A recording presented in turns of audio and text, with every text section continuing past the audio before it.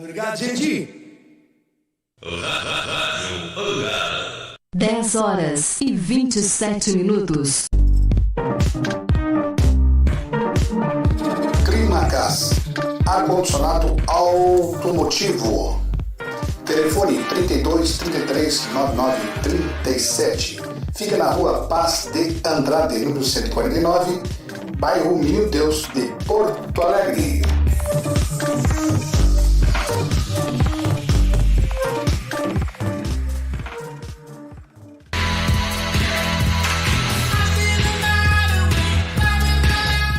Corte Certo, agenda o seu horário. Telefone 999 50 62 41. Fica na rua Laguna, número 710, centro de Eldorado Sul.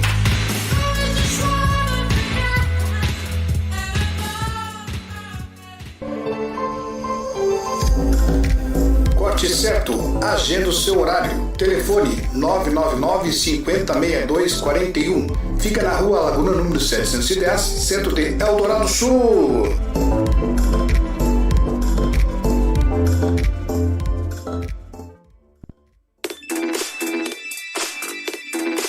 Moda feminina, acessórios, calçados, maquiagens e muito mais. Aceitamos cartão de créditos. De segunda a sábado, das 10 às 19 horas, sem fechar ao meio-dia. Estou falando da loja E-Closet Story. Fica na rua Lajeado, número 312, centro de Eldorado Sul. Telefone 98-223-9798.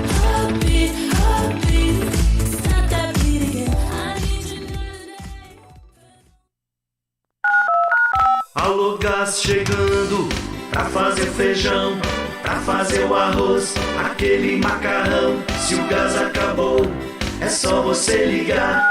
Diz que Alô Gás que a gente vai entregar. 3499 1156, 3499 1156. Diz que Alô Gás quando o gás acabar. 3499 1156.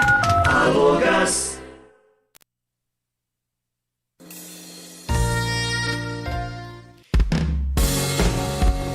Canta aí, Melone. Queria que você chegasse, me apertasse forte contra o peito, sussurrando ao meu ouvido e muito atrevido, sem ver meus defeitos. E com teu melhor sorriso me fazendo festa e rolando na cama, sem preocupar com nada disso. Se eu corro risco, se eu não tenho grana, sem preocupar com nada disso. Se eu corro risco, se eu não tenho grana. Oh, oh, oh, isso que é amor. Oh, oh, oh, isso que é o amor. Oh, oh, oh, isso que é o amor. Oh, isso que é o amor. Ei, o amor é lindo demais. É Belone, é Celestino, cantando pra você, meu diamante. Depois de estarmos cansados de fazer folia, agradando um ao outro, queria ter você comigo dia após dia e até no sufoco. Poder sempre contar contigo e se ocorrer perigo, sem pedir socorro. E com aquele teu olhar, eu poder sonhar, me apaixonar de novo. E com aquele teu olhar, eu poder sonhar, me apaixonar de novo. Oh, oh, oh, isso que é o amor. Oh, oh, oh, oh, isso que é o amor.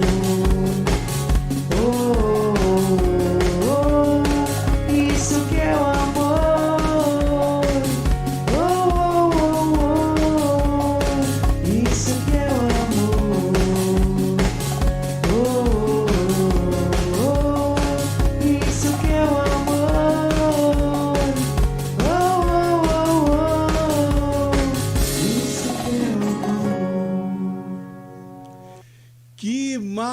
maravilha! Começar assim o programa Sábado Especial com essa linda música aí da minha amiga Celi Espíndola, uma compositora, uma grande cantora daqui de Eldorado Sul. E ficou muito legal essa gravação aí com o Belloni, né? Show de bola! Olha, e você quiser contratar a Celi Espíndola junto aí com Paulo Gaiteiro, o telefone é 998 79 91 e 17. Está começando o programa Sábado Especial. João Moura e os seus convidados. Agora são 10 horas e 33 minutos. A temperatura aqui está marcando 8 graus aqui em Eldorado. Vamos lá. Meus amigos Carlos e Moisés vão estar hoje lá no baile da Tia Nó, na São Cici, em Eldorado Sul, a partir das 23 horas e 30 minutos. E o contato para o telefone, o contato para fazer show é 999-633316. Na quinta-feira, dia 8 de junho, o município completou 34 anos. Parabéns, Eldorado Sul! Eu quero parabenizar o prefeito Hernani de Freitas Gonçalves e todos que tiveram envolvidos no evento do aniversário do município. Gente, um recado aqui. Amanhã, dia 12, vai acontecer a terceira etapa do Campeonato Gaúcho de Canoagem, aqui em Eldorado Sul. Vai ser lá na prainha da São Cici. Organização ACCEL, com a prefeitura, com o apoio da Prefeitura de Eldorado Sul. Quero mandar o meu abraço lá pro diretor e treinador Fábio Munhoz, que é lá da Associação da Canoagem daqui de Eldorado Sul. Muito bem, nossos convidados de hoje é o Ronaldo Nogueira, ex-ministro do Trabalho do governo Temer, ex-secretário de Trabalho e Assistência Social do Estado do Rio Grande do Sul, do governo Eduardo Leite. O Ronaldo Nogueira está um pouco atrasado, mas daqui a pouco já vai estar aí, já está chegando. E também o nosso amigo Adelmo Souza, cientista política. Vamos dar um bom dia para o nosso amigo Adelmo Souza. Bom dia, Adelmo. Bom dia, é um prazer estar mais uma vez aqui nesta rádio abençoada e abençoadora, Rádio Hangar, e que possamos ter um excelente debate, uma excelente conversa, um excelente bate-papo sobre esse cenário que nós estamos vivenciando no nosso país e no nosso estado, né? Então, estamos à disposição, nosso querido e amigo João Moura, que tão bondosamente nos recebe aqui como convidado nesta manhã fria, mas um sol assim, eu acredito que é de lâmpada de geladeira, né? Que não aquece nada, né? Mas um dia bonito, agradável, né? Como tem que ser, né? Tomar nosso chimarrão e apreciar a beleza que Deus nos criou. Quero agradecer, Adelmo, mais uma vez por ter vindo aqui no nosso estúdio da Rádio Hangar Web de Eldorado Sul. E hoje é dia 11 de junho de 2022. É o ano da eleição, né?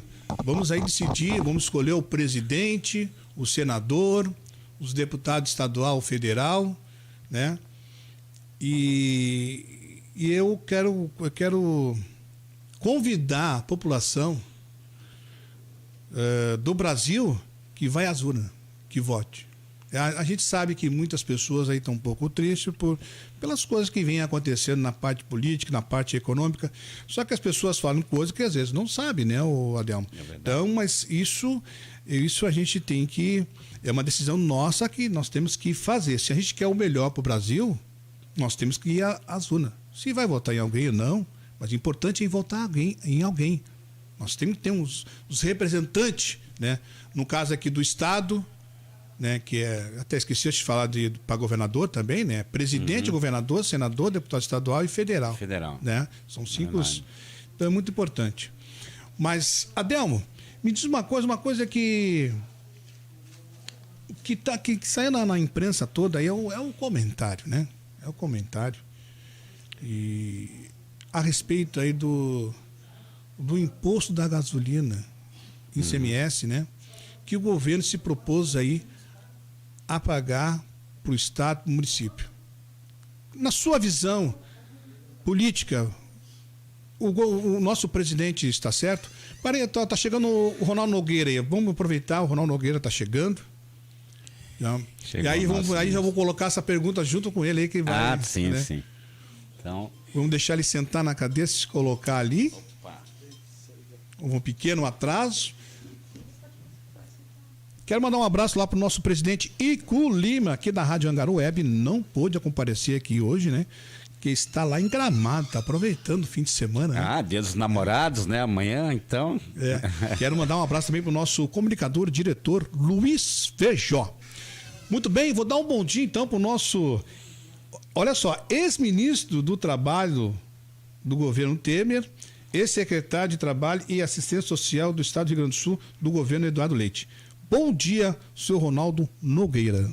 Bom dia, um privilégio estar... Eu vou pedir só para levantar um pouquinho o microfone. Melhorar aqui. Aí. É que às vezes o microfone já está organizado, conforme, né? E daí você mete a mão ali e não... Tá. Mas é um privilégio estar nessa manhã aqui em Eldorado, participando dessa programação. E a gente tem a compreensão da importância do programa, da importância da emissora, e em especial estar aqui com meu amigo, nosso oficial da Marinha, o doutor Adelmo, professor e pré-candidato a deputado estadual. Eu tenho encontrado o professor Adelmo aí em muitos lugares e, sem dúvida nenhuma, está surpreendendo pelo crescimento da sua pré-candidatura, o seu trabalho que ele tem feito, tanto na área militar como também na própria área religiosa, na área social. É uma pessoa que é um privilégio fazer parte do rol de seus amigos. Adelmo, e ser entrevistado por ti também eu me sinto muito honrado por essa oportunidade de estar aqui. E eu fiquei muito feliz, obrigado por ter vindo aqui. Hoje está aqui em pessoa, porque outra vez eu entrevistei o senhor por telefone, né? Mas, senhor Ronaldo, eu estava fazendo uma pergunta para o Adelmo Souza. A percussão está sendo muito grande no Brasil e no mundo a respeito do imposto em ICMS, onde o governo federal se propôs aí de tirar esse imposto, né? De passar esse valor do imposto para o Estado e também para os municípios, de uma maneira de dar uma aliviada nos bolsos, né, dos consumidores de combustível. E eu queria perguntar, vou fazer essa pergunta para os dois, o que vocês acham dessa decisão do nosso presidente Jair Bolsonaro? O presidente Jair Bolsonaro, ele tem demonstrado algumas ações muito corajosas. E não é só na fala, mas também em atitude. Ele tem demonstrado uma preocupação com o cidadão, com o consumidor, e tem feito alguns enfrentamentos em que pese que em alguns desses enfrentamentos ele ainda não foi vitorioso, porque você desconstituir um sistema que está estabelecido há muito tempo, não é em 4 anos que você consegue sem promover uma ruptura, e o presidente, como democrata que é, não quer ruptura.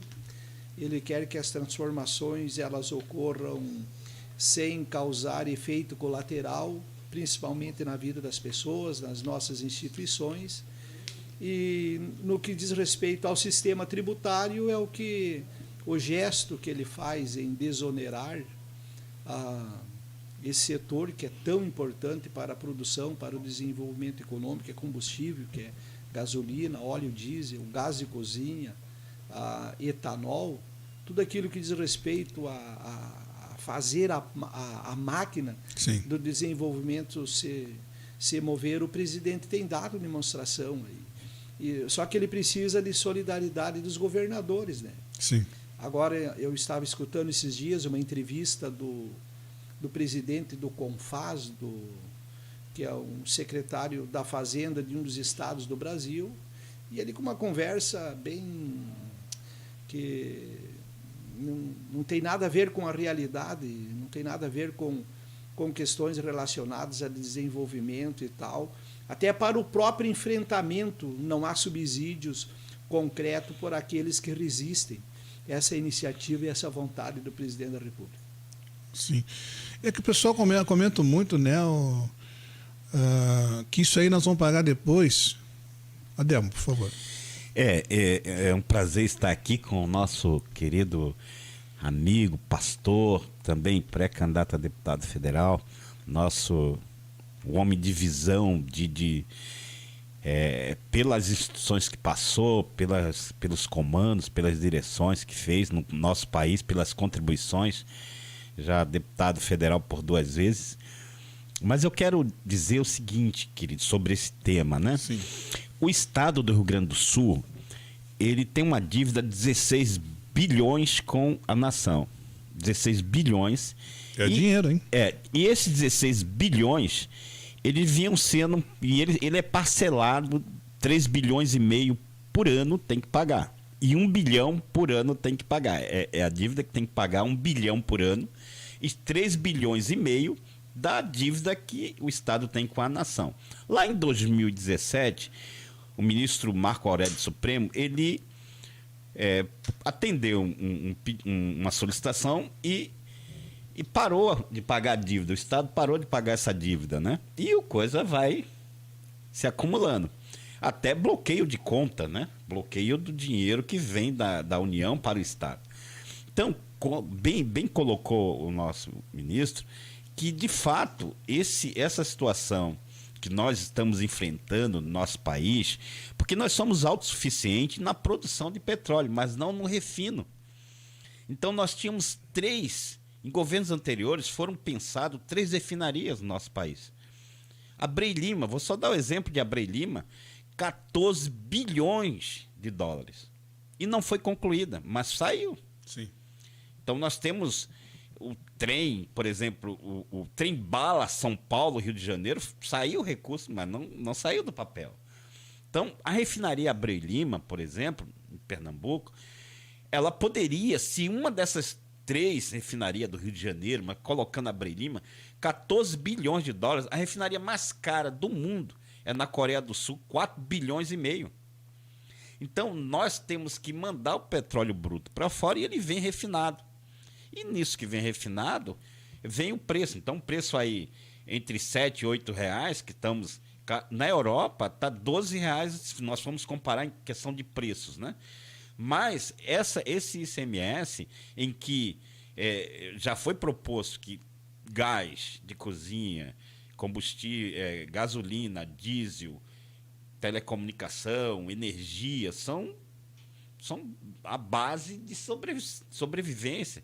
Então, o presidente está vendo essa situação que nós, além de tudo que está acontecendo no mundo em termos de guerra, então, alguém tem que tomar a rédea, e ele muito corajoso, como disse o ministro, realmente fazer essas reformas. E aí eu acredito que o ministro vai colocar sobre as reformas necessárias, uma delas é tributária, né? E isso aí já é e tanto que ele disse assim, olha, para São Paulo a gente vai dar um jeito aqui, mas vamos chegar a 17% de ICMS, não 27%, 30%. Eu lembro que na Assembleia, isso foi aprovado lá no governo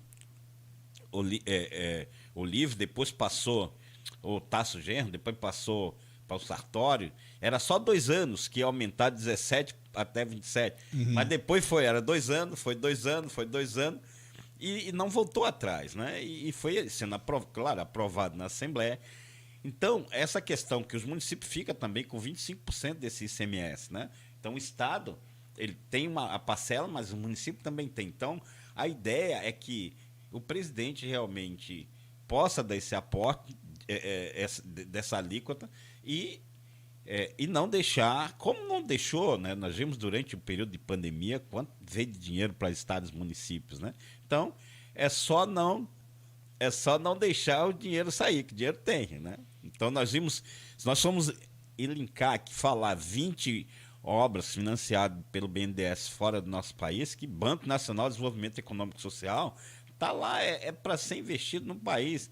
No Brasil, é claro que vai lá fora, mas até dívida foi perdoada. De Guiné Equatorial, por exemplo, né? Foi feito lá e foi perdoado. Então muita fuga de recursos, né? Outra coisa que saiu também essa semana, agora nosso presidente pedindo aí para os mercados abaixar a mercadoria, né? Porque o nosso presidente está fazendo de tudo. Só que também alguns comerciantes também não ajudam.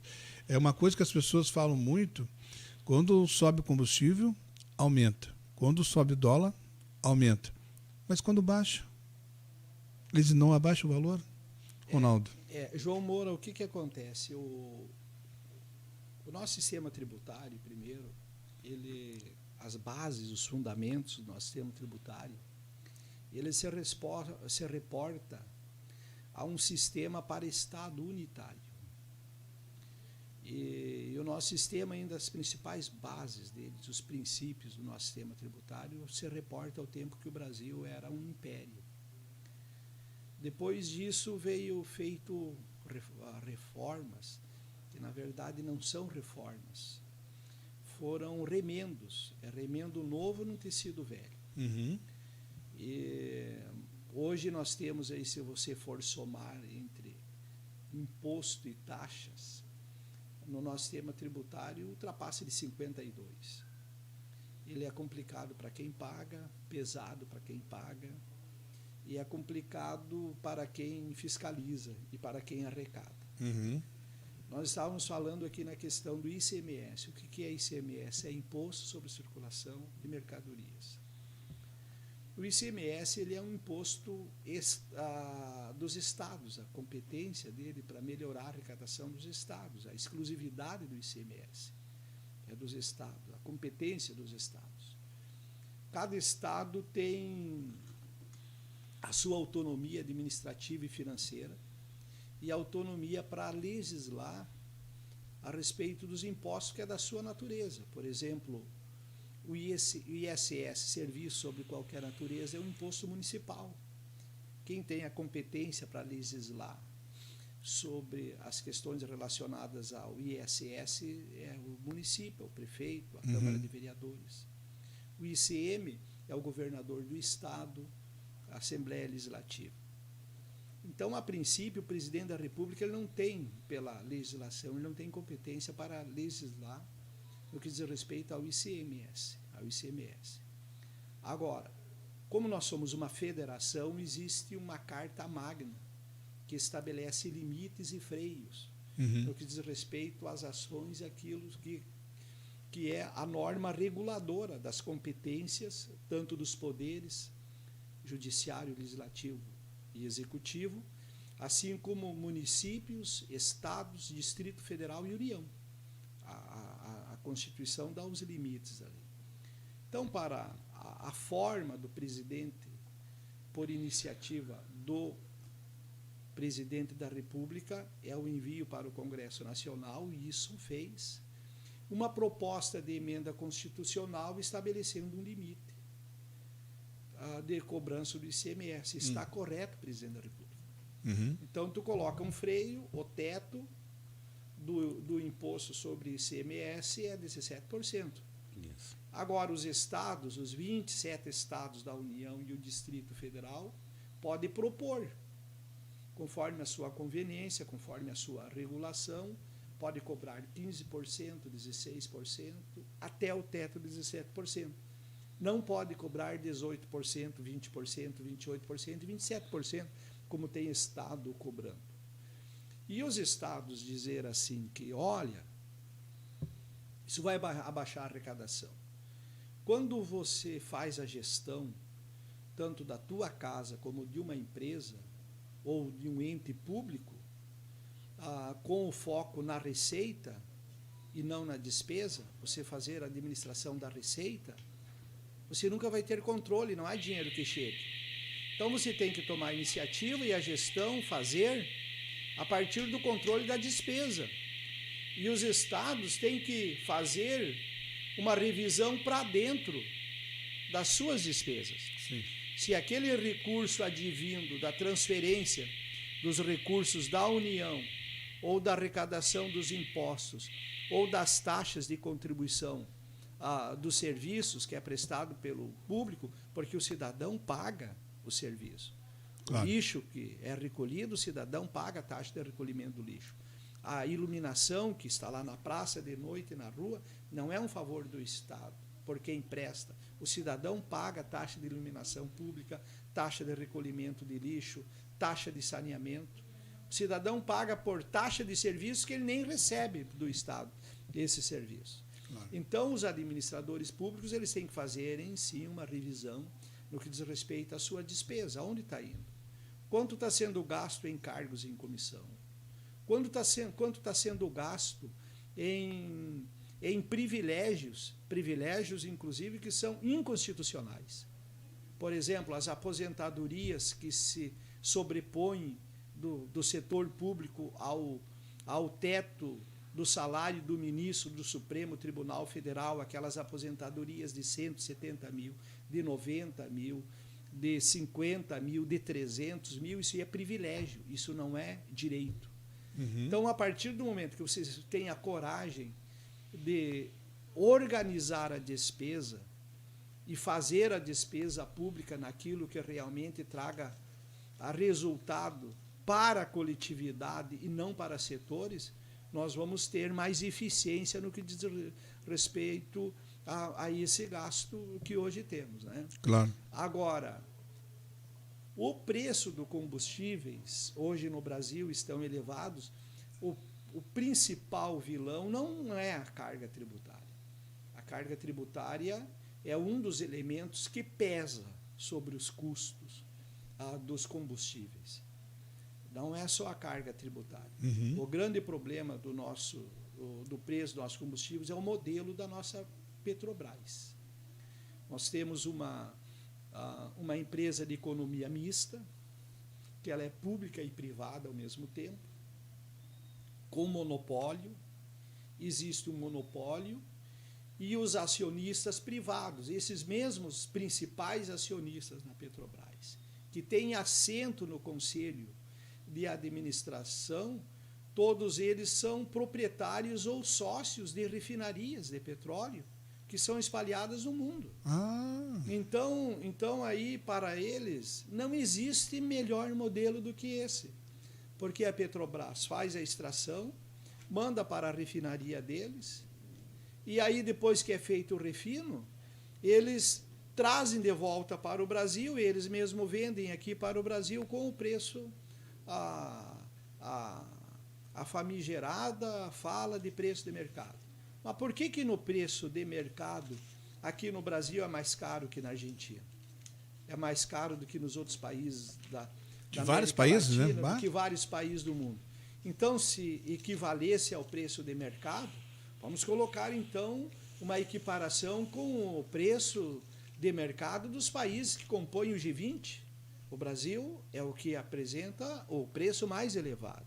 Então, só tem vantagem com esse modelo de economia mista da Petrobras, da Eletrobras do Brasil, e agora estão induzindo a população, o povo que tem o fundo de garantia, a sua conta do fundo de garantia, para comprar ações da Eletrobras, para engordar o caixa da Eletrobras. Tu usa o dinheiro da poupança do trabalhador para engordar, para trazer vantagens para aquela meia dúzia de acionistas privados. Então, essa é a grande verdade. Você precisa ter pessoas preparadas, corajosas, para fazer esse enfrentamento e ajudar o presidente da República. O presidente da República está lá gritando sozinho, numa live, grita, mas aqui amanhã esse grito não encontra eco, porque vai perdendo a credibilidade. Quando tu fala e tu não encontra suporte, tu não dá iniciativa, não traz resultado para as pessoas, tu vai perdendo a credibilidade. Então, eu vejo, João Moura, que esta é a questão que nós precisamos avançar, Adelmo, para que nós possamos, sim, melhorar essas questões aí do nosso país. A reforma tributária, eu penso, Adelmo, que, conforme você falou, ela é uma das mais importantes, assim como também a reforma administrativa, Quando eu fui ministro do Trabalho, eu realizei a reforma trabalhista, os resultados estão aí. Houve um aprimoramento de direitos. Nós fizemos enfrentamento ideológicos, enfrentamos a grande mídia e os resultados estão aí, mais de 4.500.000 novos postos de trabalho foram criados no Brasil. E é importante aí nós ressaltar aí esta fala do nosso Adelmo aí, que o Brasil precisa dar sequência aí no conjunto de reformas aí que devem acontecer no país. E o senhor teve a participação da reforma, não, Ronaldo, do trabalho na... Eu fui o ministro do Trabalho que realizei a reforma trabalhista. Quando eu assumi o Ministério do Trabalho lá em 2016, o Brasil vinha 2 anos seguidos de PIB negativo, 2 anos seguidos de queda do emprego acentuada, só em 2 anos, mais de 3 milhões de trabalhadores perderam seus empregos. Eram 40 milhões de pessoas na informalidade, sem nenhuma proteção de direitos. E o Brasil, de cada 100 ações trabalhistas no mundo, litígios trabalhistas no mundo, 80 eram no Brasil. Então você veja que o empreendedorismo no Brasil ele era desestimulado, porque era um alto risco você contratar alguém para trabalhar, porque você já saía com um custo de projeção de uma ação trabalhista ali na frente que você perdia. Dificilmente o empregador tinha sucesso naquela época, em razão da fragilidade que existia na legislação. Nós precisávamos dar segurança jurídica.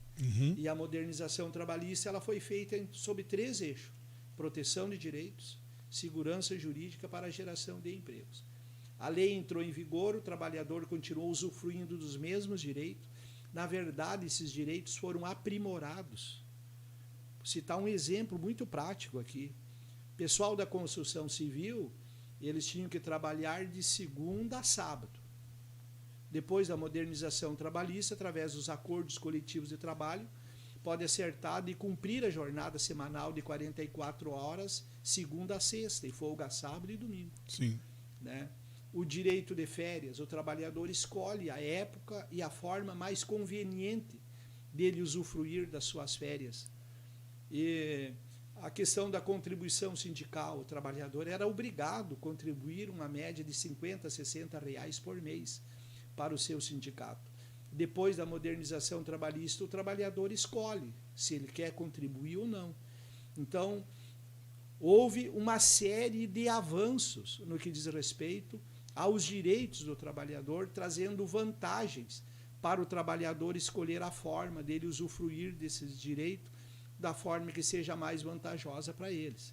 E o emprego voltou. Se você buscar os dados do CAGED de abril de 2017 até agora, mais de 4.500.000 novos postos de empregos foram criados no Brasil, inclusive na pandemia.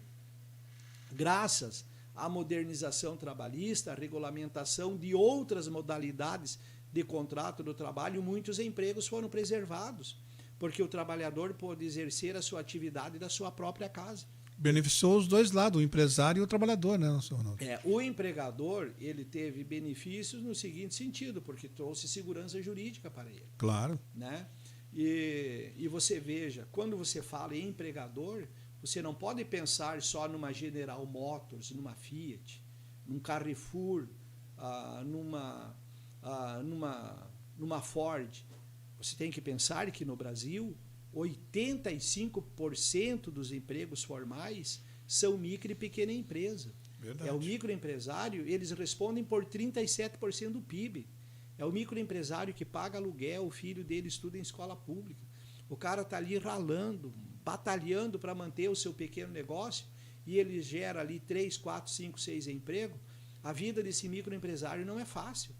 Então nós precisamos ter uma legislação que dê segurança jurídica a esse e ele possa contratar mais um empregado, mais 2 empregados. E assim o acesso ao capital se dá mediante o emprego, através do pagamento do salário. Não há forma melhor de você combater a pobreza senão pelo salário. Sim. Tem 2 endereços, João, que são fundamentais para a dignidade humana. É o endereço para morar e o endereço para trabalhar. Não existe dignidade humana sem esse endereço. Para trabalhar, toda pessoa tem que ter o direito de levantar pela manhã, ele tem um endereço para trabalhar. Verdade. Não é valioso para você vir de manhã aqui fazer o teu trabalho. No final do dia, quando o cidadão, depois de um dia de labor, ele volta para casa, ele tem um endereço, ele tem uma sala, um sofá para sentar, tem uma mesa, tem uma cama para dormir, né? Tem uma cama para dormir, ali com a família, com os seus animais, com os seus filhos, com a sua família. É por aí que está a dignidade humana. Não existe dignidade humana na conversa. A dignidade humana, ela existe quando as pessoas podem ter oportunidade de ter esses dois endereços. E sem emprego não tem salário. Uhum. Sem salário não tem consumo. Sem consumo não tem arrecadação. Então nós precisamos estimular o empreendedorismo no Brasil. Sr. Ronaldo e Adelmo, o nosso presidente Jair Bolsonaro passou por um momento difícil, está passando ainda, né? Porque nós tivemos a pandemia. Graças a Deus, quase 100% das pessoas, da população brasileira está vacinada. E depois vem a guerra da Rússia com a Ucrânia, que também afetou o lado da economia no Brasil, como nos outros países também. Aí vem a minha pergunta: o que vocês estão achando da atitude do Supremo, da maneira que está agindo com o nosso presidente? Tudo o que ele quer fazer, o Supremo vai lá e dá uma pequena trancada. É algo, como o ministro já, em outra conversa que nós tivemos, em outro debate, ele disse que o Supremo não é a justiça, é um órgão da justiça, né? Então, gravei isso, ministro.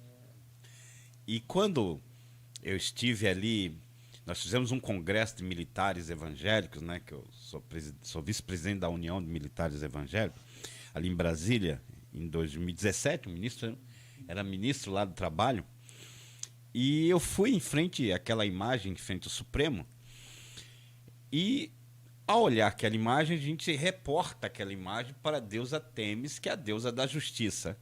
E a deusa da justiça, no mundo inteiro, ela é em pé, com a espada na mão e a balança na outra. Aquela imagem, ela está sentada, com a espada no colo e sem balança. Sim. Então tem uma mensagem oculta ali de quando. Me parece que esses tempos, ela tem levantado até a venda, né, para tomar algumas decisões, né? Então, quando você tem os três poderes, né, o judiciário, ele trabalha no passado, o executivo no presente, o legislativo no futuro. Então, a justiça não pode tomar uma decisão de algo que não aconteceu. Vou citar um exemplo. Quando o presidente tentou colocar e mudar o diretor da Polícia Federal, o Supremo foi contra que mudasse. Entrou alguns partidos ali que trocasse, porque aquele diretor-geral da Polícia Federal era amigo dos filhos do presidente e poderia ajudar o filho do presidente ali na frente, em algumas ações. E o Supremo acatou isso. Mas o Supremo não trabalha com o futuro, trabalha com algo que já passou. Então, você entra na justiça para corrigir, né, para consertar. Então, existe exatamente esse peso, né, e contrapeso na Constituição, em que o poder é aprovado uma lei no Congresso e o presidente veta alguns artigos daquela lei. Isso é um peso e contrapeso, né? Quando o presidente veta algo de uma lei que foi aprovada no Congresso, e aí o Congresso pode derrubar o veto do presidente. Então isso é peso e contrapeso. Uhum. Mas com relação à justiça, que o Conselho Nacional de Justiça é um dos órgãos que pode dizer que o juiz ele está impedido ou ele é impedido de julgar qualquer coisa ou suspeito. O Conselho Nacional de Justiça e o próprio juiz é que tem que dizer assim, olha, eu sou impedido de julgar isso ou eu sou suspeito de julgar isso. Como nós tivemos agora uma votação lá no Supremo, o presidente do Supremo, Fux, diz assim, ó, não vou julgar, eu estou impedido por uma relação minha aí com isso que vai ser julgado. Foi essa semana isso. Sim. Então, quando você tem que um Conselho Nacional de Justiça, que é presidido pelo próprio ministro Supremo, só que existe exatamente algo que o Conselho Nacional de Justiça não tem nenhum poder de impedir nenhum ministro de julgar. Ministro Supremo. Sim. O juiz do Supremo, ele tem da terceira instância para baixo. Porque o Supremo, quando da Constituição de 88, era só ele até 88 era o guardião da Constituição, só. Mas depois de 88, eles tomaram mais dois atributos, veio para o Supremo. Que além de guardião da Constituição, ele é o último, é o foro, quem tem foro privilegiado, e também a última instância da Justiça, que a última instância da Justiça era o Superior Tribunal de Justiça. Então, o Superior Tribunal de Justiça e todos, a segunda, a terceira instância, tudo que for decidido ali, o Supremo pode, do pinico à bomba atômica, está lá. Né? Então, quando a gente vê esses mandos e desmandos, por exemplo, a Ferronorte, né, que ia ser decidido, o Fux tirou de pauta que era exatamente uma ferrovia que está há mais de 10 anos para sair de Mato Grosso para Paraná, para levar nosso desenvolvimento, grãos, que quando essa guerra da Ucrânia que você colocou, nós temos 3 países que produtores de soja, de milho, de trigos, que aí você tem a Rússia, você tem a Ucrânia, você tem a Argentina, Estados Unidos, na verdade Estados Unidos, Ucrânia, Argentina, Brasil, nesse embaralhado todo, o Brasil está em vantagem, porque enquanto eles estão lá brigando, o Brasil pode, e nós estamos vendo a exportação, né? Tanto soja, quanto trigo, quanto milho. Aí o Supremo, na verdade, vem tolindo. Agora eles tomaram uma decisão que os ministros que já saíram de lá e deram o seu voto, mas ainda não foi completado a votação daquele processo lá, daquele caso. Os ministros indicados pelo presidente Bolsonaro, André Mendonça e Cássio Nunes, não podem julgar, porque foi indicado pelo presidente. Então, eles limitaram isso, até isso. Mas os dois se aposentaram? Esses dois se aposentaram. Mas é interessante, eu vou recomendar aqui um livro, que é um livro do ex-ministro da Justiça, Saulo Ramos, que é o Código da Vida. Se você ler esse livro, Código da Vida, depois eu vou falar de mais uns livros interessantes. Saulo Ramos, ele conta nesse livro como foi a indicação do ministro Celso de Mello para o Supremo. Né? Como foi que ele não foi aceito como desembargador em São Paulo e ele foi ministro do Sarney, né? O Saulo Ramos, da Justiça. E aí você vai ver, um livro também muito interessante, é Nada Menos do que Tudo. Um livro Nada Menos do que Tudo, do Rodrigo Janot. O nome do livro? Nada Menos do que Tudo, do Rodrigo Janot, que coloca ali todos os empreiteiros, todos os políticos envolvidos na Operação Lava Jato, Nada Menos do que Tudo, que é um livro do Rodrigo Janot, que é um dossiê que eu aconselho todo mundo a ler aquele livro.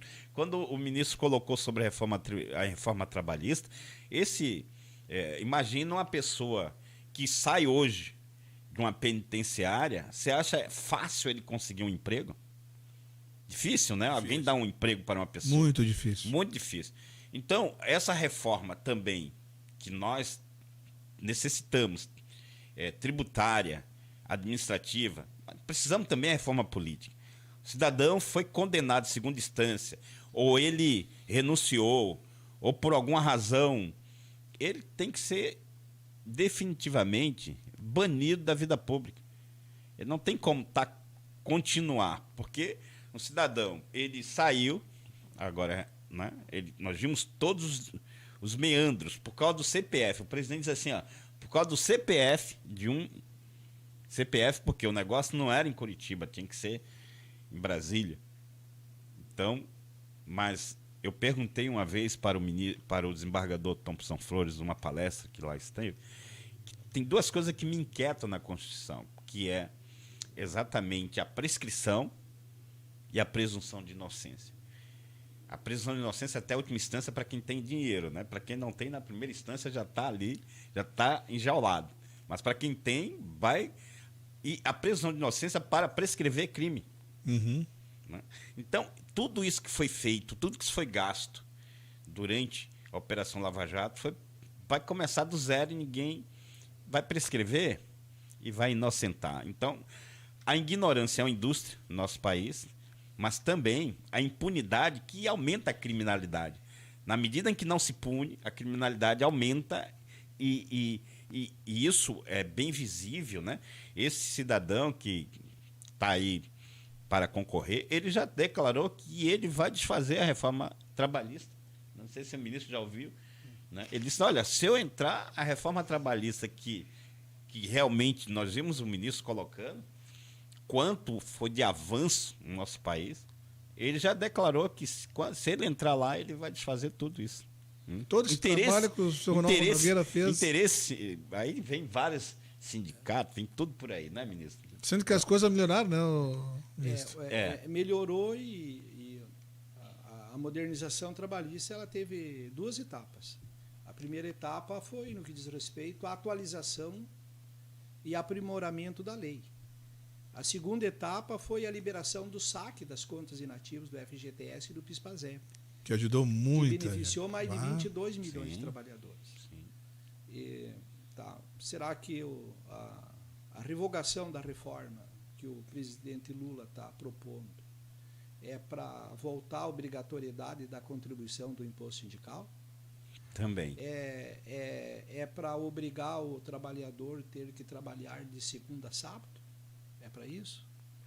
Aí todos esses trabalhadores que receberam o recurso da sua conta inativa do FGTS, eles vão ter que devolver para fazer aquele fundão de novo de 60 bilhões para continuar patrocinando Fórmula 1, Stock Car, vôlei, basquete, UFC, boxe, novela, carnaval. É essa a revogação que ele fala? Então, eu acho que o presidente Lula está muito mal assessorado. Ele não tem conhecimento das coisas boas que a reforma trouxe. Deve ser uma meia dúzia de aloprado no entorno dele ali que fica mentindo para ele. E ele fica falando essas coisas que isso depõe contra ele mesmo. Claro.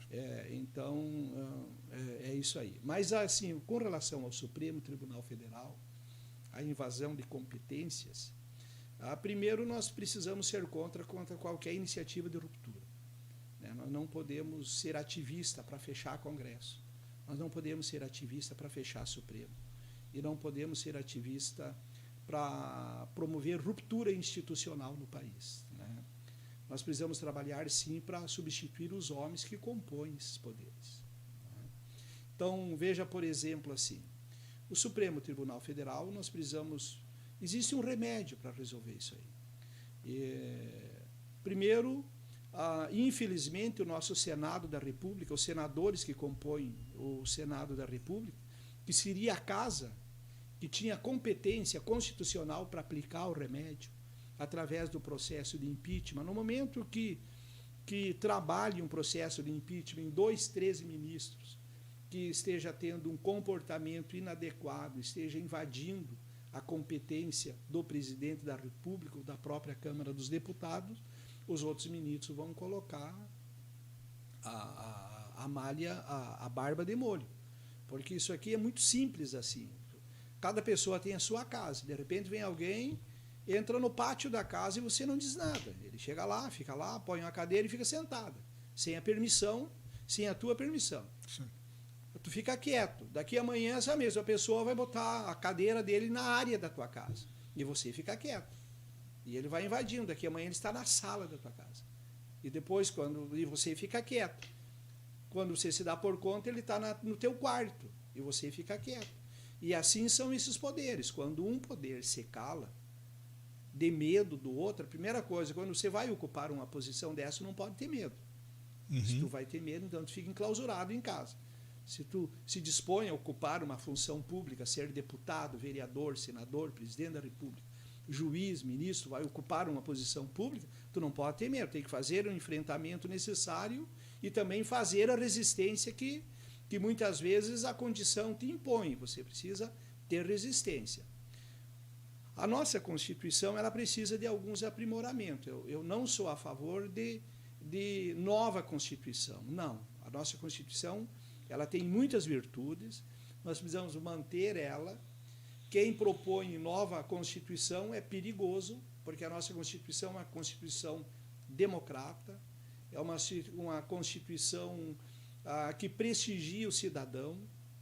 Eu vou discordar aqui do meu querido deputado Adelmo a questão da presunção da inocência, né? A presunção da verdade não pode estar só com o acusador, porque a história nos fala de muitas pessoas inocentes que foram condenadas. Que foram condenadas, né? José, no Egito, ele pegou 12 anos de cadeia por uma acusação mentirosa.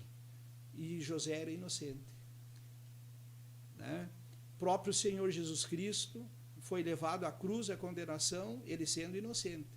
Né? Então, é muito perigoso, Adelmo, nós permitir que a presunção da verdade esteja só com o promotor que acusa, assim, com o delegado que investiga e com o juiz que julga. Claro. Né? Deixa eu clarear o que eu quis dizer. Então tá. Eu quis dizer o seguinte, que a presunção de inocência ela é importante que nós tenhamos, mas que fique onde ficava sempre no Superior Tribunal de Justiça. Quando vai para o Supremo, né, que o Supremo do pinico à bomba atômica, o Supremo guardião da Constituição, se de fato alguma coisa foi inconstitucional, tá com ele. Mas, por exemplo, teve uma senhora que roubou 5 barras de chocolate lá no Paraná. Foi até o Supremo. O ministro Gilmar Mendes mandou arquivar aqui. Por causa de 5 barras de chocolate. Foi até o Supremo esse negócio, né? E o ministro Gilmar Mendes mandou arquivar. Então, a presunção de inocência ela é importantíssima que se tenha para que não aconteça isso que o senhor está colocando. Mas eu digo, chegar até o Supremo, e o Supremo, além do Conselho Nacional de Justiça, além do Superior Tribunal Eleitoral, além de tantos processos que tem lá, né? Eu vejo que o Supremo, claro, quando a gente vê com relação a chegar até o Supremo, quem realmente tem condições de chegar até lá e prescrever o crime. Eu tenho recurso, eu tenho porque as leis realmente elas são muito, ela tem brecha. Primeiro o legislador. Mas o pessoal da Lava Jato foram condenados, Adelmo. Quanto tempo ficou na cadeia o presidente da Odebrecht? Quantos e quantos foram condenados? Sim, muitos foram condenados. Mas o próprio Lula ficou, acho que 2 anos na cadeia, né? Então, assim, ó, o que eu vejo assim, ó, o que a gente tem que trabalhar na Constituição para que os ministros do Supremo Tribunal Federal eles tenham mandato, 8 anos no máximo. Porque o ser humano, ele usa as ferramentas que tem, fundamentado em princípios. Em princípios. Princípio ideológico, princípio religioso e princípio econômico. Né? E os ministros lá que estão lá, eles foram colocados ou pelo Fernando Henrique Cardoso, progressista, esquerda. Foram colocados pelo Lula, progressista, esquerda. Foram colocados pela Dilma, progressista, esquerda. Agora que o presidente Bolsonaro colocou 2 que têm viés conservador. Mas mesmo assim, o próprio André Mendonça, que é nosso irmão, o André Mendonça é social-democrata. O Nunes Marques, ele é social-democrata também, entendeu? Então, o professor Adelmo, ele é um crítico muito forte contra o comportamento dos ministros do Supremo Tribunal Federal. E está certo o nosso professor Adelmo, porque o comportamento deles é totalmente inadequado. Né? Muitos daqueles que estão lá, eles não têm preparo para ser ministro da Suprema Corte. Isso eu digo de uma forma, isso não ter preparo não é ofensa. O Supremo Tribunal Federal, ele deveria ser composto por juízes de carreira, que prestaram concurso público, serviram na primeira instância, na segunda instância, na terceira instância, e lá ser nomeado. Não pode ser nomeado um ministro do Supremo Tribunal Federal com menos de 65 anos de idade. Tem que ser alguém que passou por todas as carreiras do Judiciário, ou do Ministério Público, ou da área da operação da justiça para compor o Supremo Tribunal Federal. Enquanto for assim, quanto for nesse formato de composição, muitos dos que estão lá não passaram em concurso de juiz. O senhor sabe disso. Sim, sim. Né? Tentaram outras coisas, mas porque advogaram. O ministro Alexandre de Moraes, ele foi advogado do presidente Michel Temer. Sim. Então, o que o presidente Michel Temer colocou? Amigo. Né? O Gilmar Mendes e assim outros ministros. O único que não colocou o seu advogado foi o presidente Bolsonaro, porque André Mendonça não era advogado do presidente Bolsonaro. O André Mendonça, ele é um advogado da Advocacia Geral da União, e depois foi ministro da Justiça, e o presidente Bolsonaro sofreu muita pressão do segmento evangélico para colocar o André Mendonça. Né?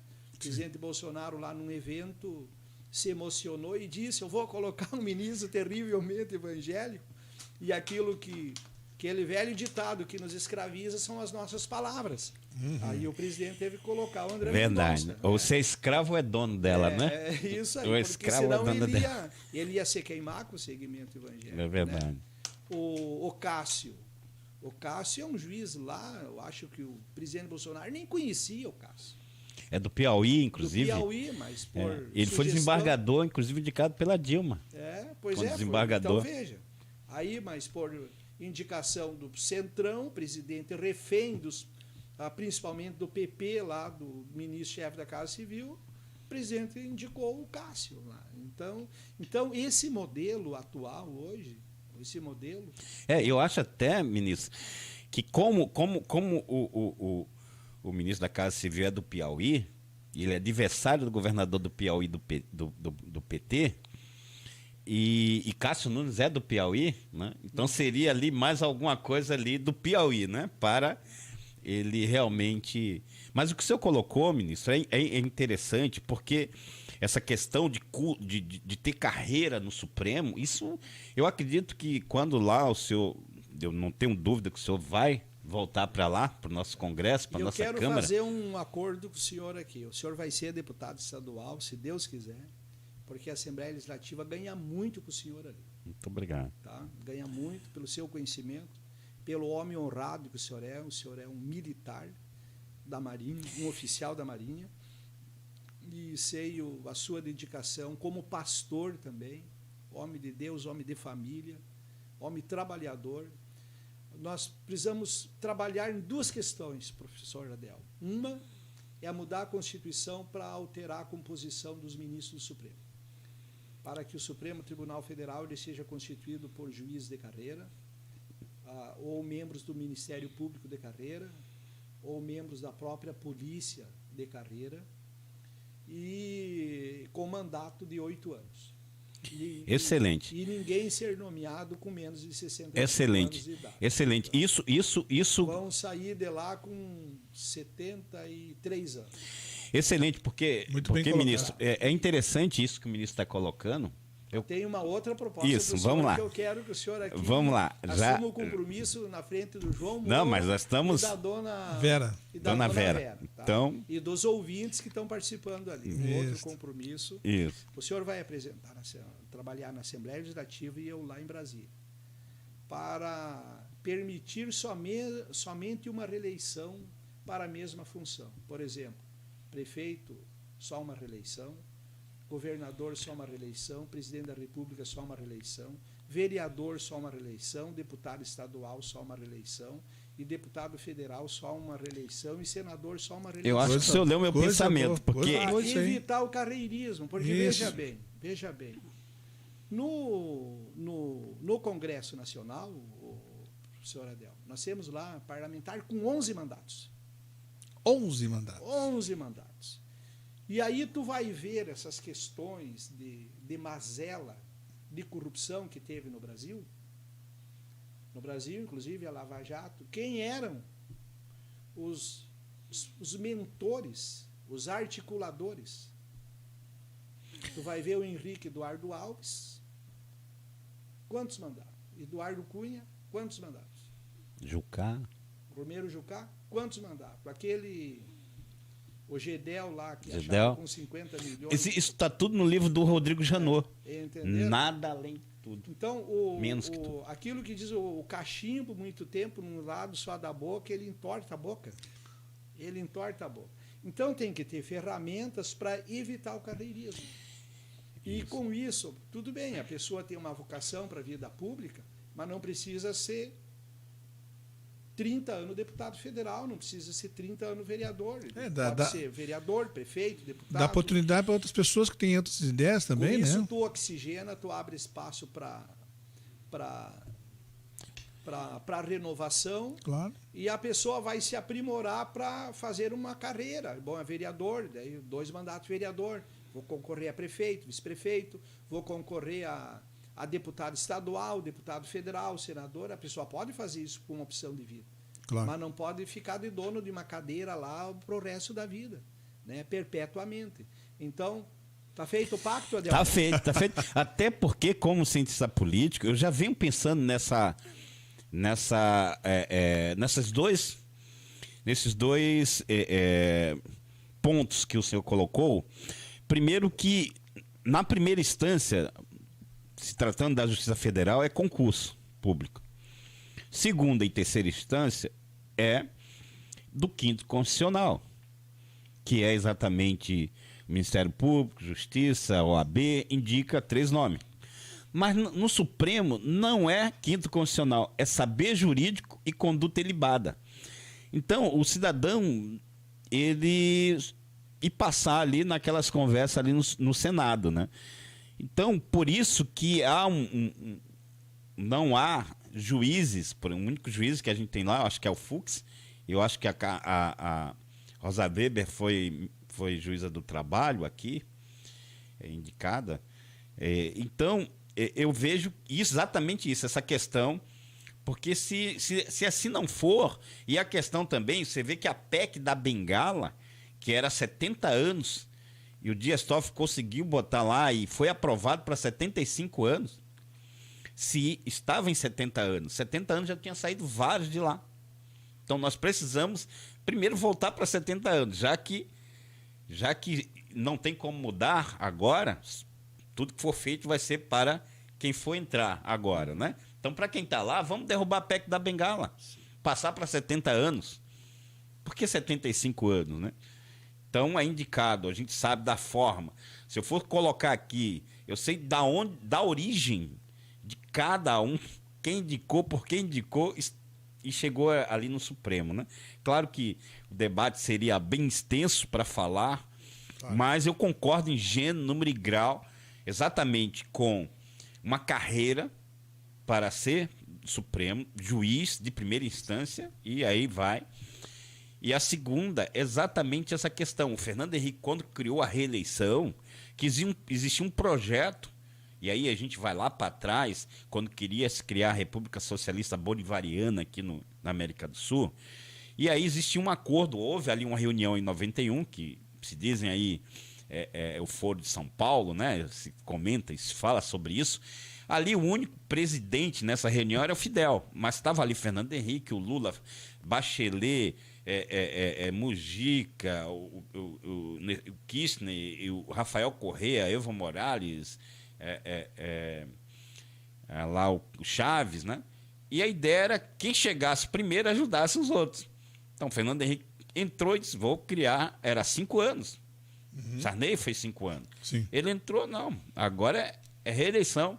Porque a ideia era ele 8 anos, Lula 8 anos, depois o Serra 8 anos, depois o Aécio 8 anos, depois Alckmin 8 anos. E não aconteceu isso. E aí a gente viu o que aconteceu. Então, essa questão, eles estão juntos, né?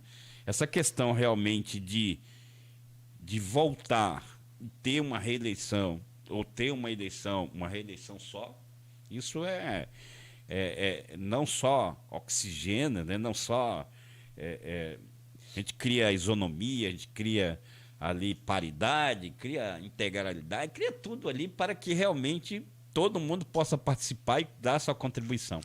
É excelente, ministro, e estamos ali, Tamo junto. estamos juntos nessa Tem dois visão. testemunhos aqui, Adelmo, e os ouvintes. Aí. Não, mas como... E eu como- gostei muito dessa colocação. Eu até vou chamar de ministro, secretário, são tantas. Não, pode Seu chamar Ronaldo de Nogueira. Ronaldo, só Ronaldo. Mas, olha, gostei dessa colocação sua aí de fazer isso aí. Que bom. João Moura Então agora tem mais aqui, né? tem mais Com- um adendo. vai Claro. conseguir, vai Claro. ter esse sucesso, vocês dois Claro. aí.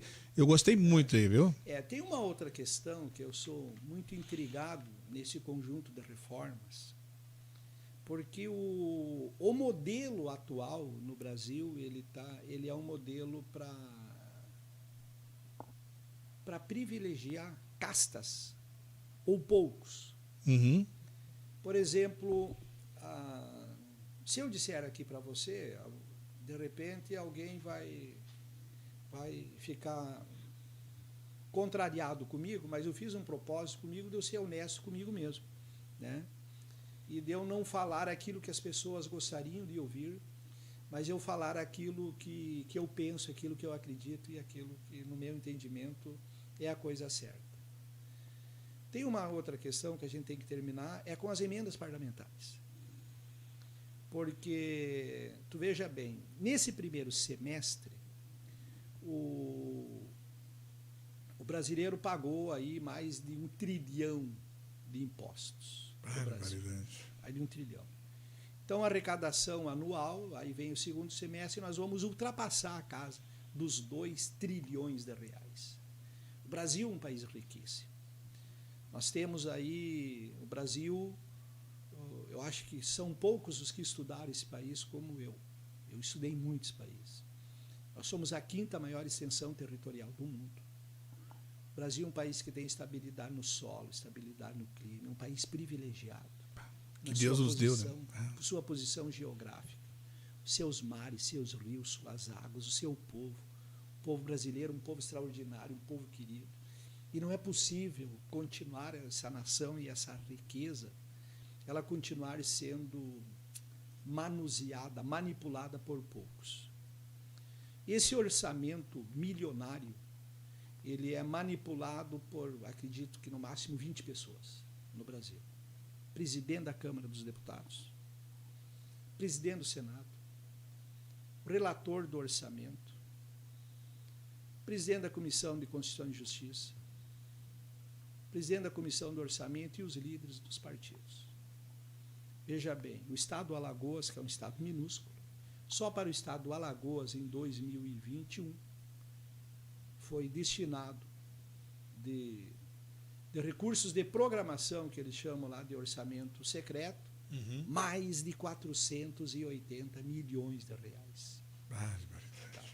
E se você for fazer o levantamento das obras inacabadas que tem, as obras inacabadas nesse país, o prejuízo, nós temos obras inacabadas no Brasil ainda da década de 70, porque politicamente é conveniente você ficar fazendo lançamento de pedra fundamental, fazendo lançamento de obra. Quando fui presidente da FUNASA, eu mandei fazer um levantamento, a FUNASA tinha mais de 5.800 instrumentos firmados com os municípios e mais de 3.400 obras inacabadas, obras paradas, obras de saneamento básico. Num país que tem mais de 100 milhões de pessoas sem saneamento básico, um país que ainda tem em torno de 35 milhões de pessoas que passam fome. E aí eu te pergunto assim, qual é o critério? Qual é o critério, se não o critério político e para agradar apadrinhado? Que um parlamentar destina lá anualmente, isso da emenda impositiva dele, Sim. 15 milhões de reais. Para o município A, para o município B, para o município C. Se esses recursos do orçamento da União têm aqueles recursos que são vinculados obrigatoriamente, recurso para a saúde, recurso para a educação, recurso para assistência social e tal. Mas aí aí tem as despesas de pessoal, despesa administrativa, e o demais é por indicação. Mas qual é o critério? Então, por que cada ministério não ter lá a única ação do parlamentar no orçamento deveria ser votar o orçamento e fiscalizar a execução do orçamento. Agora, se ele mesmo destina o recurso para um apadrinhado, ele perde toda a autoridade para fiscalizar. Então, se você faz essas reformas, primeiro, só uma reeleição para a mesma função, para você participar, ok, todos têm o direito de votar e ser votado. Mas para mim votar e ser votado, eu tenho que fazer pelo menos um curso preparatório para me ter noção do que é poder legislativo, o que é poder executivo, o que é poder judiciário e quais são as minhas competências. O que é legislar, o que é uma proposição, o que é um projeto de lei, a hierarquia de leis, Constituição e a legislação, para ter a mínima noção, para não chegar lá e ser mais um lobista com um voto do que praticamente um parlamentar. Então, nós precisamos, assim, aprimorar o país nessa direção. Precisa algumas iniciativas corajosas. Tu veja ali, quando fui ministro do Trabalho, precisou muita coragem para você fazer a modernização trabalhista, para você cortar o repasse, por exemplo, em patrocínios de 480 milhões de reais por ano, que é por patrocínio, para você liberar o saque das contas inativas. E assim, se não for feito com coragem, esses aprimoramentos, essas reformas que o Brasil precisa, nós vamos continuar fazendo remendo novo em tecido velho. Então, por isso que é uma alegria eu ter o Adelmo. Nós temos uma caminhada juntos. Às vezes nós divergimos um do outro em alguma coisinha, mas depois a gente vai ver que a gente está falando a mesma coisa, só de forma diferente. Não, mas o professor Adelmo é uma pessoa maravilhosa, um querido, dedicado, e como pré-candidato eu tenho a plena certeza que o Rio Grande do Sul vai ganhar muito com ele, e todas essas nossas ideias nós conversamos. Claro. E a gente aprimora, a gente vai fazer um belo trabalho. A esposa dele é uma empresária, tem um conhecimento fora de série nas questões relacionadas a mercado internacional. Então, é uma alegria ter o professor Adelmo aí, e nós vamos ter que ter uma cartilha junta, professor Adelmo. Não, que sem dúvida. Eu vejo que para o Estado, né, nós estamos ali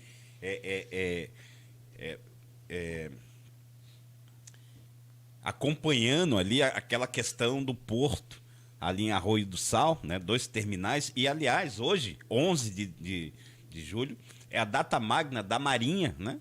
Hoje, Batalha Naval do Riachuelo, no Brasil inteiro se comemora um gaúcho, Almirante Alexandrino, que é de Rio Pardo.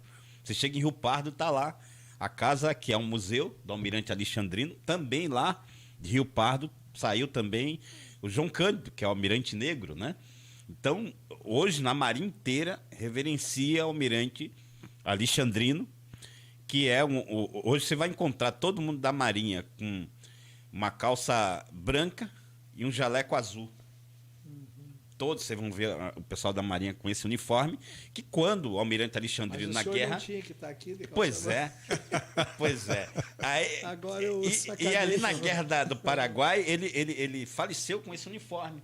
Ele foi num combate, usou esse uniforme, e ali ele faleceu com esse uniforme.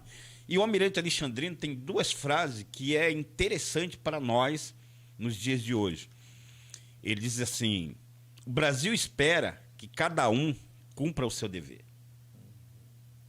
Frase do Almirante Alexandrino.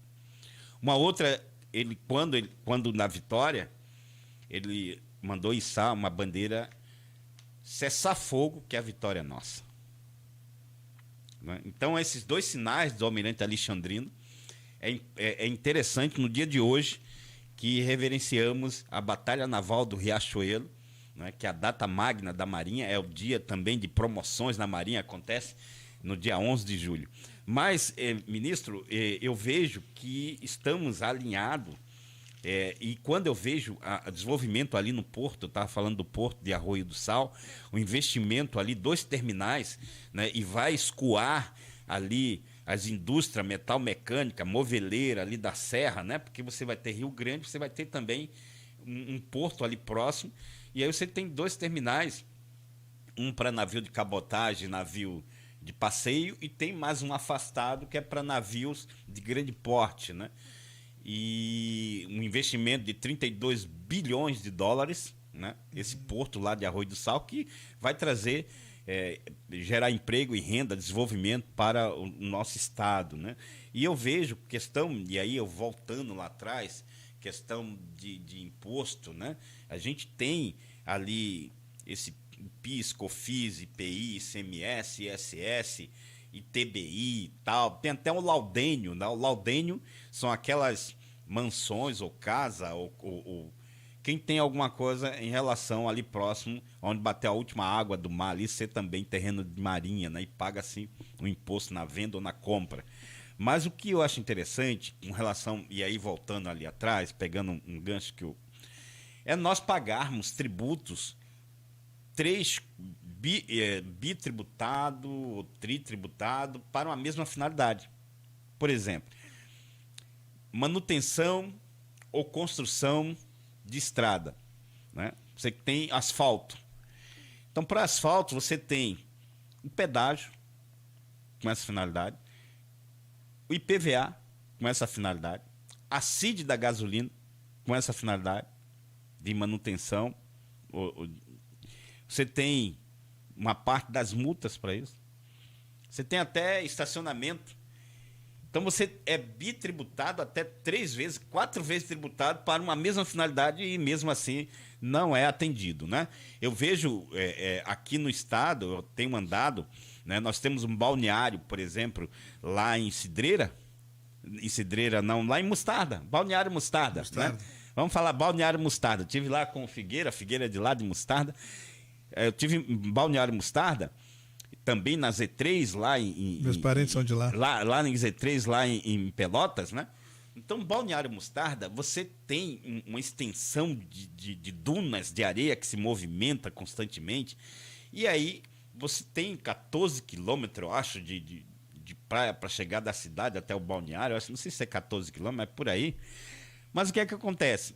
Os postes são pintados, o prefeito pintou os postes de branco. Mas à noite não dá para ver isso aí. Uhum. Então, por que nós temos aqui, em termos de energia fotovoltaica, nós temos biomassa, nós temos eólica, nós temos solar. Então, por que não coloca naquela extensão, isso é um projeto que eu quero desenvolver para todas essas regiões que não tem iluminação. Iluminação é segurança pública. Então, você bota lâmpadas fotovoltaicas ali em cada ou poste sim, poste não, além de ficar bonito, dá segurança para quem vem e vai. Você tem uma pessoa ali no Balneário Mostarda, por exemplo, em que precisa se deslocar à noite, não sabe para onde vai, já houve caso de carro batendo num poste daquele ali. Então, você vê, falta alguém que realmente diga assim, olha, é possível, por que a gente não faz? Por que não se faz? Como bem o ministro colocou, existe um local, eu estive... aqui a Capitania da Marinha, servi aqui na Capitania da Marinha, a gente tem 383 municípios aqui em Porto Alegre para fiscalizar a parte de aquaviário e aí eu estive em 50 municípios e estive num local que tem uma passarela lá que está não sei quantos anos lá e não se resolve por causa de emenda parlamentar. Então a emenda parlamentar faz com que a obra não avance, não ande. Né? Isso que o ministro colocou realmente é uma realidade que a gente vivencia, né, no nosso país e está próximo aqui de nós isso. Claro. Né? Sabe que a emenda, eu nos meus 2 mandatos de deputado federal, como ela é uma ferramenta disponível hoje, eu destinei para mais de... Foram 140 municípios aqui do estado do Rio Grande do Sul, que a gente atendendo aí pleito dos prefeitos da região, tanto para a área da saúde, principalmente, a área da infraestrutura, a área da educação e tal. Mas eu vejo que ela não é o método mais justo para... É bom para o parlamentar, né? Porque ele ali dispõe bom para ele no sentido dele atender a base dele e tal. Claro. Mas qual é o critério para isso? É para atender a base? questão relacionada à política. Então, como o recurso é público, ele deve ser distribuído de forma, ele tem que ter sustentabilidade e equidade no que diz respeito ao acesso a ele. Então, nesse sentido, por isso que eu vejo que são aprimoramentos que devem ser feitos, que daí o parlamentar com apenas 2 mandatos lá, ele vai se dedicar naquilo que ele possa deixar um legado, deixar uma marca, como legislador, como fiscalizador. E hoje esse modelo também, que permite que o parlamentar ele tenha acesso aos recursos de programação para distribuir para a sua base, torna ele refém do executivo e o executivo refém dele. Então não existe outra forma do relacionamento senão mediante acordo. E esses acordos não fazem bem para o Brasil, não trazem resultados. Se eles fossem bons, nós não teríamos 100 milhões de pessoas sem acesso a saneamento básico, nós não teríamos ainda 15 milhões de analfabetos, nós não teríamos 35 milhões de pessoas passando fome, nós não teríamos aí mais de 80 mil obras inacabadas no Brasil. 80 milhões? Então, esse é o Brasil real. O déficit habitacional no Brasil ultrapassa a casa dos 50 milhões de moradia. Então, veja que realmente é porque esse modelo atual ele não tem trazido resultados eficazes, resultados diretos, concretos, para melhorar o ambiente onde as pessoas vivem. Então, eu vejo que... Mas foi um prazer estar aqui no teu programa, João Moura, viu? Claro. Só para nós encerrar... Se tem pergunta dos ouvintes, eles têm o direito de perguntarem o que quiserem e a gente tem o dever de responder. Claro. Nós temos aqui mais 10 minutos de programa. Tá. E agora, para nós encerrarmos, como vocês são pré-candidato, Adelmo Souza como pré-candidato a deputado estadual, o senhor Ronaldo Nogueira como pré-candidato a deputado federal, são 3 coisas aqui. Quais as melhorias aí que nós precisamos na educação, na segurança e na saúde? O senhor quer falar? Bom, então vamos falar aqui. Com relação à educação, nós temos, como bem o ministro colocou, o parlamento, ele não só é para fazer as leis, mas para fiscalizar as leis. Ele tem um órgão, que é o Tribunal de Contas, que tem que assessorar ele, mas hoje o Tribunal de Contas, de repente, o parlamentar se distanciou, acha que é um órgão, mas é um órgão que assessora. Então, você tem aqui no Estado uma coisa, você tem a União investe 13,2% em saúde. Sim. O Estado, 12% em saúde. E o município, 15% em saúde. Em educação, o Estado, a União, 18%, o Estado, 25%, e o município, 25% em educação. Isso é o que tem que ser feito, mas tem o poder legislativo que tem que fiscalizar se de fato está acontecendo isso. Então, nós temos algo aqui no Estado, e isso é constitucional, uma coisa chamada duodécimo. O que é duodécimo, né? Os poderes legislativo, Tribunal de Justiça, Tribunal de Contas e Assembleia Legislativa, poder executivo, o poder legislativo, judiciário, Ministério Público e Tribunal de Contas, eles dizem assim, olha, eu fiz minha previsão orçamentária para o ano que vem, cada um, eu quero 100 milhões para cada... Eles botam lá 100 milhões.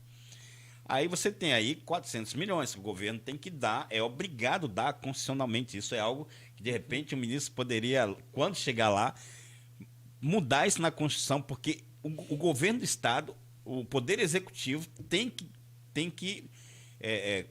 por lei constitucional, tem que dar esse orçamento. Ele previu ali 100 milhões para cada um poder desse, o Legislativo, Judiciário, Ministério Público e Tribunal de Contas. Só que o governo arrecadou, ele tem que dar 400 milhões. Sim. Ele arrecadou 500 milhões. Uhum. Só está com 100 milhões para ele fazer tudo. E aí vem exatamente o parcelamento, porque ele vai ter que achatar o Poder Executivo. E 60% da arrecadação é pagar folha. Nós temos uma folha muito e essa folha de pagamento, e como o governo agora fez um acordo do refinanciamento da dívida, né? Então, esse refinanciamento tem várias coisas que ele não pode fazer. Várias coisas são boas, várias coisas são impeditivas dele fazer, de contratar, de dar realmente aumento dentro da Constituição, do artigo 37, me parece, da Constituição, que ele pode dar esse aumento.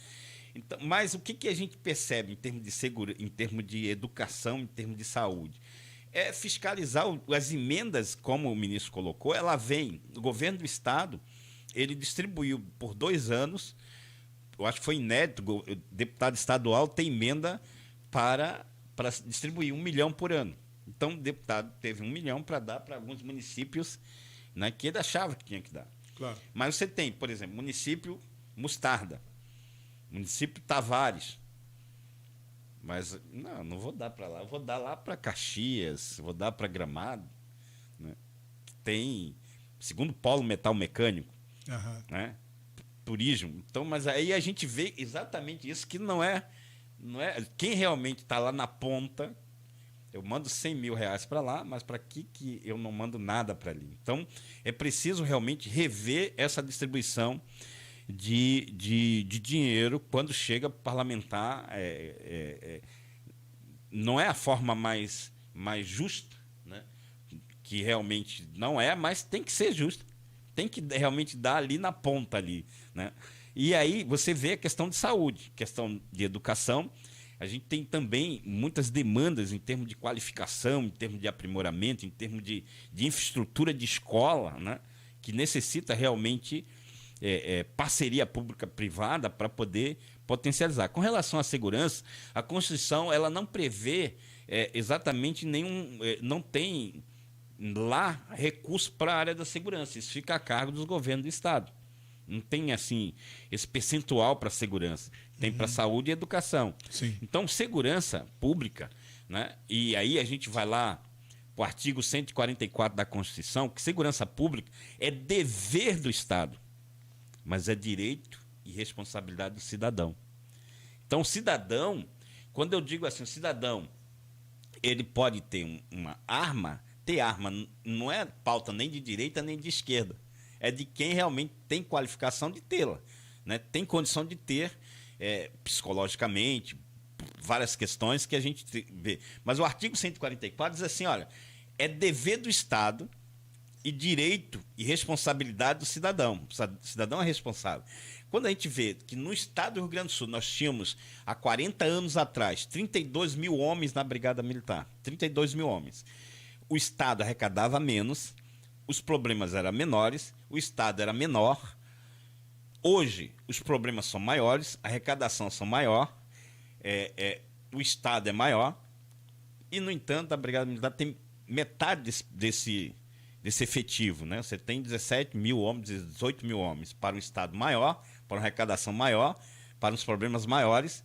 Então, quando a gente vê isso dentro do Presídio Central, nós temos 2 mil homens lá, que entrou para paliativo e ficou lá, né?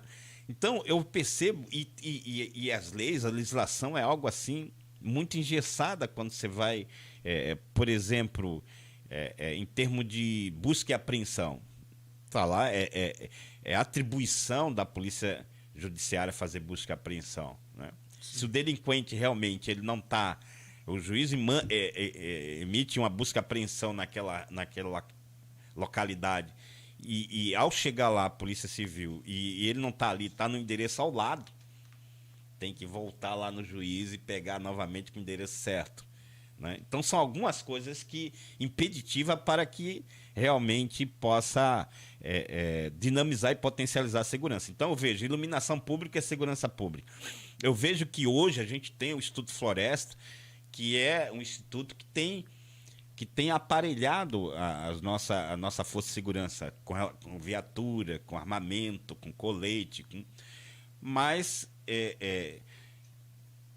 é uma parceria pública-privada que é feita, é preciso, é necessário, né? Então, eu vejo questão de segurança, a gente precisa realmente, quando eu digo que a lei, ela às vezes favorece mais o delinquente do que o cidadão, e direito tem quem realmente direito anda. Se você direito anda, você tem direito. Se você não, você tá na lei ou está fora da lei. Não é? Só que o que a gente percebe em termos de segurança pública no nosso estado, a gente precisa melhorar muita coisa em termos de eu comecei a fazer uma pós agora em segurança pública e investigação criminal, né? E isso tem nos dado uma visão muito interessante nessa área. Eu já faço um mestrado na área de segurança nacional, né? Segurança nacional, que aí é muito geopolítica tal, né? Que a gente estuda. Então, quando essa visão de segurança pública em que a gente percebe nós temos cidades aqui que você tem um policial ou 2 policiais. Eu visitei uma cidade que tinha 3 policiais lá, ministro. E aí, um deles disse assim, olha, aqui geralmente, uma vez por ano, os camaradas vêm aqui e fazem um assalto aqui no banco, porque sabe que a gente, para que chegue aqui a força... Então, a integração de forças, você precisa realmente ter 4 coisas na área de segurança pública. Integração de forças, integrar as forças de segurança municipal, estadual e federal. Você precisa ter investimento em pessoal e material. Você precisa ter inteligência, que aí é o cercamento eletrônico, tal, com câmera. E você precisa ter reconhecimento profissional. O profissional da segurança pública tem que ser reconhecido. Claro. Assim como o profissional da área da educação, da área da saúde, tem que ser reconhecido. E quando ele é promovido ou ele recebe uma comenda, não foi ninguém que deu, foi os méritos dele que levou ele a ganhar aquela comenda ou aquela promoção.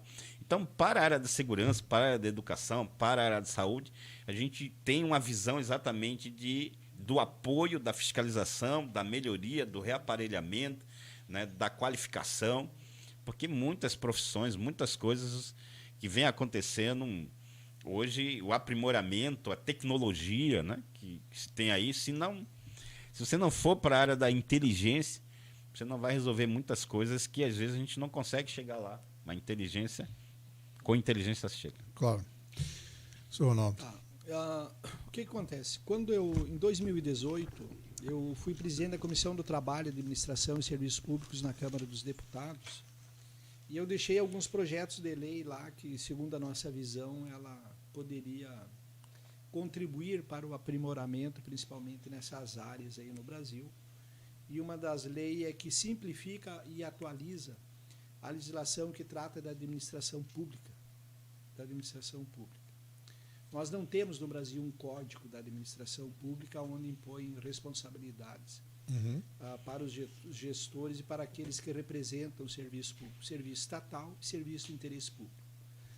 Na área da educação, me parece que nós precisamos fazer uma recomposição cultural do nosso sistema educacional. Porque todas as bases do nosso sistema educacional do Brasil ele é fundamentado com base em princípios marxistas, né? E o nosso sistema educacional não forma, principalmente no ensino médio, não forma tecnicamente as pessoas para exercer uma atividade. E o golpe fatal no ensino técnico no Brasil ocorreu em 1997, quando o ministro Paulo Renato Souza, do presidente Fernando Henrique Cardoso, fez a reforma da educação que tirou aquelas disciplinas que tratavam da moral, da cívica e da técnica no ensino médico, aquelas disciplinas de técnicas domésticas, técnicas comerciais, técnicas industriais, que todos nós que passamos pelo ensino técnico na época, eu aprendi a soldar no 2º grau, né? Então, veja que aquele ensino técnico deixou de existir. Outra questão, o nosso sistema educacional não forma empreendedores. Se você fazer uma pesquisa na academia, eu acredito que mais de 70% estão ali fazendo um mestrado e tal, estudando, mas é a intenção de fazer um concurso público. Fazer um concurso público para ocupar uma posição pública ou na polícia, ou no Ministério Público, ou no Judiciário, no sentido de haver, para esse foco. O Brasil não forma empreendedores. Uhum. As pessoas que empreendem no Brasil, que botam o seu pequeno negócio, é na coragem, é no alto risco por uma questão de sobrevivência.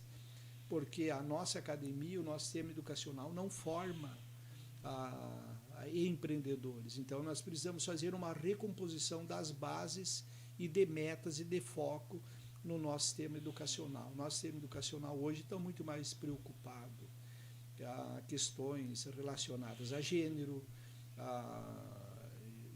e outras questões que não trazem nenhum resultado prático para a sobrevivência das pessoas. A visão ela é muito mais progressista do que transmissão de conhecimento. Porque a educação tu recebe em casa, na escola você recebe conhecimento. Sim. Então, nós precisamos fazer essa recomposição na questão educacional. Na área de segurança, um dos principais pilares de uma nação, no meu entendimento, é segurança monetária, segurança jurídica e segurança nacional. Segurança nacional pela robustez das Forças Armadas, definição de competências das polícias internas com o seu devido aparelhamento. Hoje há um confronto de competências e muitas vezes os resultados eles não são efetivos. Por exemplo, no Brasil, de cada 10 crimes que são praticados, apenas 2 ou 3 são elucidados. 7 fica no tempo. Então, nós precisamos dar melhor estrutura, dar melhor remuneração, dar melhor condições e definir a competência das polícias internas do nosso país. A polícia militar é uma polícia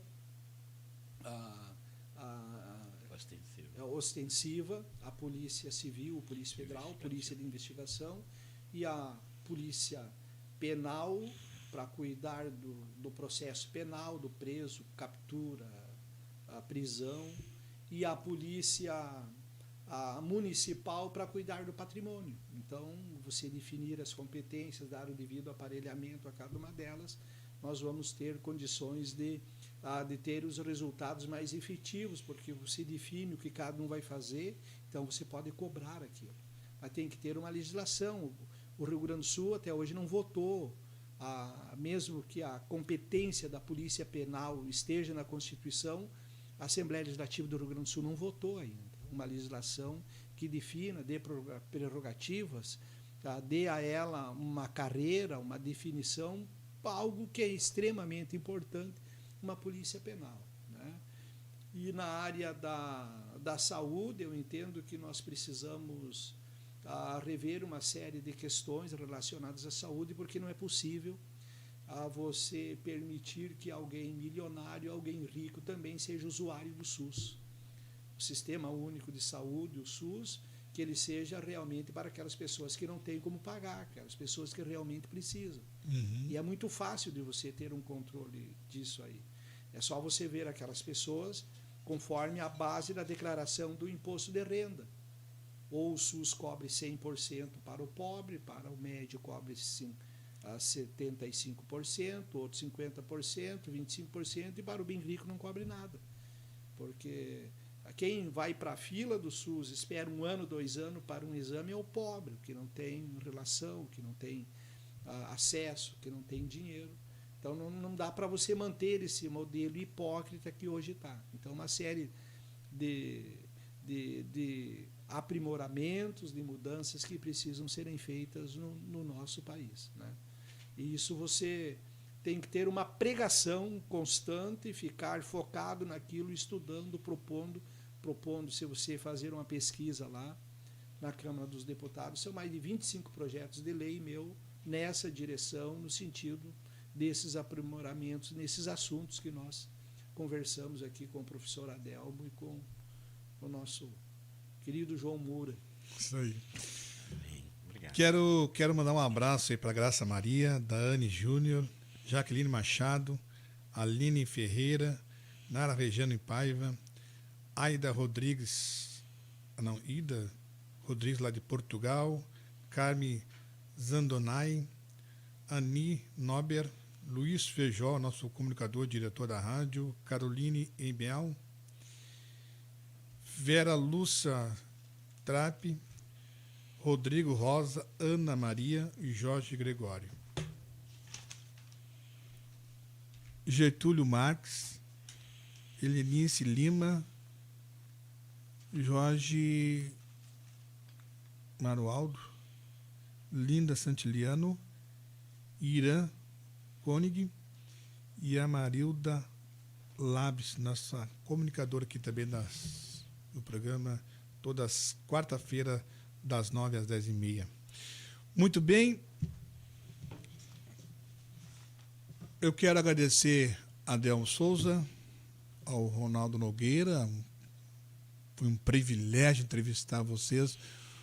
O homem, conhecimento da política. E nós íamos até dar um cenário, né, das eleições, mas vamos deixar para uma próxima. Claro. Né? E também, deixar para uma próxima aí. Né? E a minha felicidade também entrevistar aí o nosso ministro, secretário também, que foi secretário do governo do Eduardo Leite, né?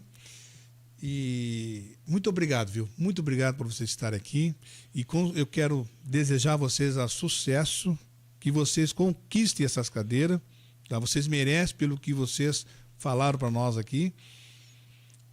O Ronaldo Nogueira tem uma ideia muito boa que a Adelmo Souza vai ter que assinar junto com ele aí essa reeleição dos políticos, né? Tá, muito obrigado, então, sucesso para os dois. Tá, obrigado. Obrigado a todos, foi um privilégio participar da programação. Obrigado. Muito obrigado, minha continência para todos os nossos ouvintes.